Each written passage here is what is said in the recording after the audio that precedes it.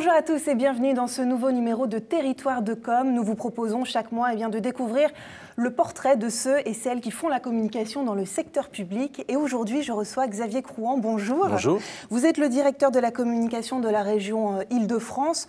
Énorme région avec presque 12 millions d'habitants, ce qui représente plus de 18% de la population nationale.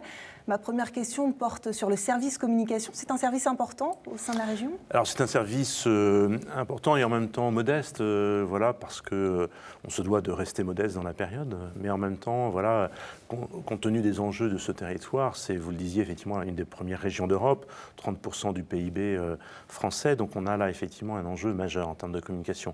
Donc c'est un département, une direction en fait, d'une petite cinquantaine de personnes, et lorsque je suis arrivé en 2011, l'enjeu était de digitaliser bien évidemment l'ensemble de cette direction et ce qui s'est fait sans aucune difficulté et désormais effectivement tous les services portent l'acronyme digital ou numérique ou multimédia, voilà, pour bien montrer l'importance et l'axe stratégique dans lequel on allait développer cette stratégie de communication en Île-de-France.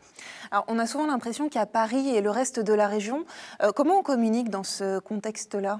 Alors c'est vrai que pendant longtemps on a parlé de région parisienne et puis progressivement, en fait, depuis l'institution de cette nouvelle institution qui est la région Île-de-France, avec ce changement de logo qui est arrivé dans les années 2000, on a vu la mise en place et le renforcement de cette région par rapport à Paris. Donc aujourd'hui, la région Île-de-France, on parle vraiment de l'Île-de-France, de francilien.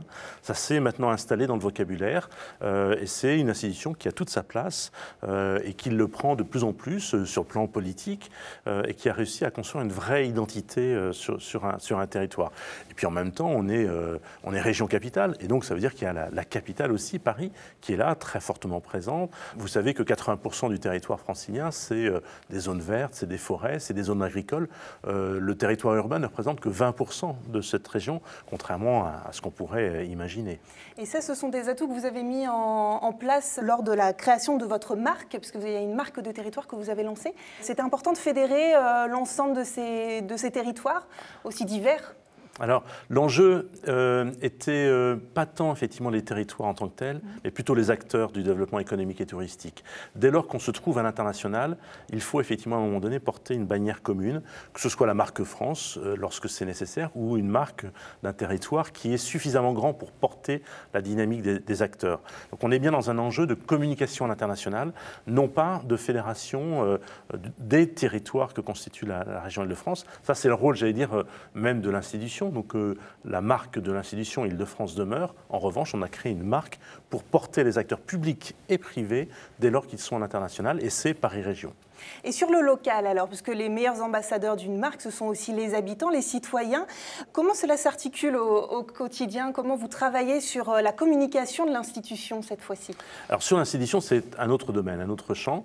D'abord, c'est une obligation que d'informer.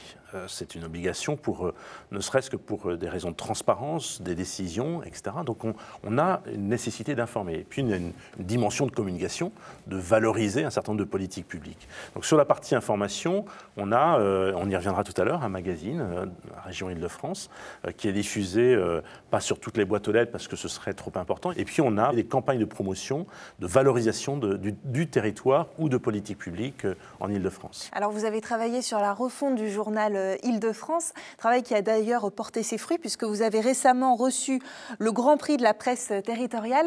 Quel travail avez-vous mené ? Alors, l'enjeu était d'abord, on a fait un travail en amont de cette refonte du magazine. C'est le positionnement de la communication institutionnelle. Je considère, moi, que la communication d'une institution est une politique publique à part entière. Et donc, il fallait exprimer ce positionnement. Et on a fait, à partir d'un travail de synthèse, d'interview, de rencontres, on a élaboré ce positionnement qui est accélération de la transition. On est dans un monde en transition.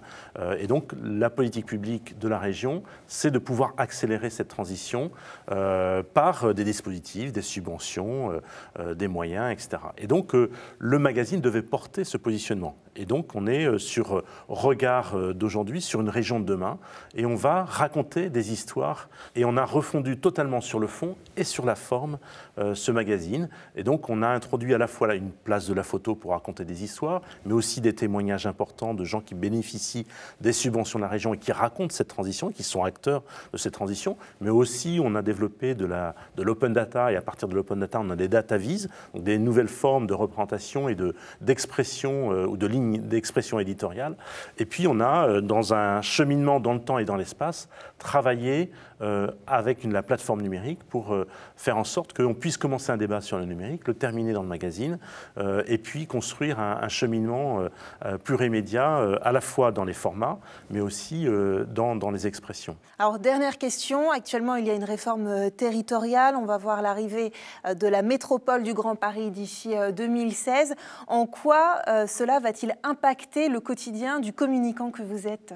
Alors, il y a d'abord un grand projet qu'on appelle le nouveau Grand Paris Express, qui redessine en fait l'Île-de-France 2030 et qui redessine notamment à travers un schéma de transport ferroviaire élargi. C'est 30 milliards d'euros qui vont être investis. Et dans ce cadre-là, il y a effectivement une métropole qui est en train de se créer. Il est trop tôt pour dire quel impact sur la communication, puisqu'on le voit bien, les compétences même de cette métropole sont en cours de définition. Il y a encore des débats politiques, voire même parlementaires à venir. Et puis il y a la réforme territoriale. Mais vous l'anticipez, ça Alors on commence déjà à l'anticiper, on commence à réfléchir. Je sors d'un séminaire ce matin avec la direction de la communication. J'en organise un autre pour essayer de commencer à anticiper, à réfléchir quelles sont les modalités communicationnelles et informationnelles, à la fois avec une vision stratégique voilà, à l'horizon 2030, donc comment on peut communiquer cette vision à l'horizon 2030, et en même temps, comment on peut rendre ce service de proximité aux citoyens, et donc comment on a ce double niveau effectivement d'information et de communication. Monsieur Xavier Cron, merci beaucoup d'être venu sur le plateau de Territoire de Com. Vous pouvez évidemment revoir cette émission sur le www.demain.fr. Quant à nous, on se retrouve très bientôt pour un nouveau numéro. Au revoir.